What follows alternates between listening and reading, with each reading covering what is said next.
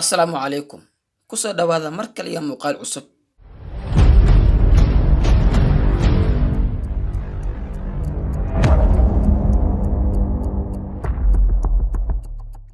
Ma isweydiisay maalinna sababta uu saaxiibkan Itoobiyaanka sarsare u helo idinku isku iskool ah isku hal macallin ah uu wax idin dhigo muxuuse kaaga sare maraa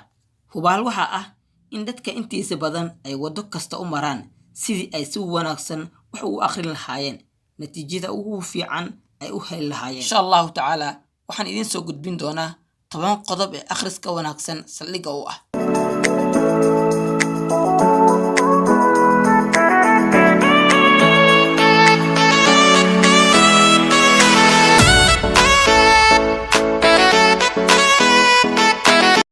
kow xog saarid inaad shay xooga saarto oo dhooxanaanta iska ilaaliso waa furaha akhriska wanaagsan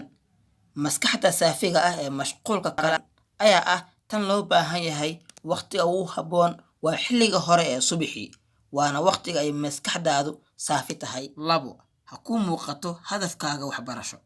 markaad hadaf gaar ah daba socoto si dhab ah waxaa xaqiiqo ah inaad maalin u gaarayso intii aad wax u akhrin lahayd sabab imtixaan naftaada u diyaari sidii in lagaaga doonayo wixii aad fahamtay inaad dad kale u sharaxdo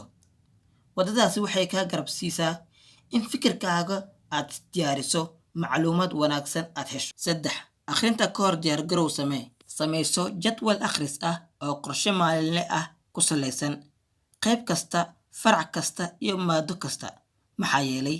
waqtigeennu inta badan waa mid furan oo aan jadwal lahayn wax badan ayaana inaga lumaya arrintaas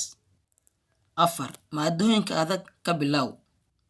bilow maadooyinka adag si aad u dareento inaad tallaabooyinkii ugu adkaa aad ka gudubtay inta kuu soo hortayna way ku fududaanaysaa inaad dhammaystirtid shan ka fogow waxyaabaha ku mashquulin kara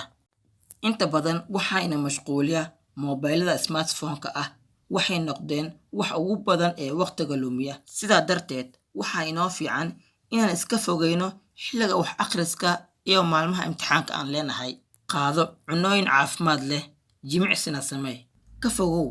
cunooyinka baruurta ku badan xilliga imtixaanka inta badan cajis ayaa laga qaadaa qofkuna nasasho ayuu u baahdaa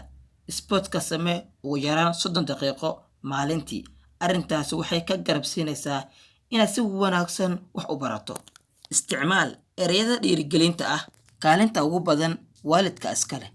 waxaa laga rabaa inay ubadkooda dadaalka ku dhiirigeliyaan kuna taageeraan ereyada niyadjabka ahna ka ilaaliyaan laakiin waxaad ogaataa haddii aad cid kale dhiirigelin ka weydo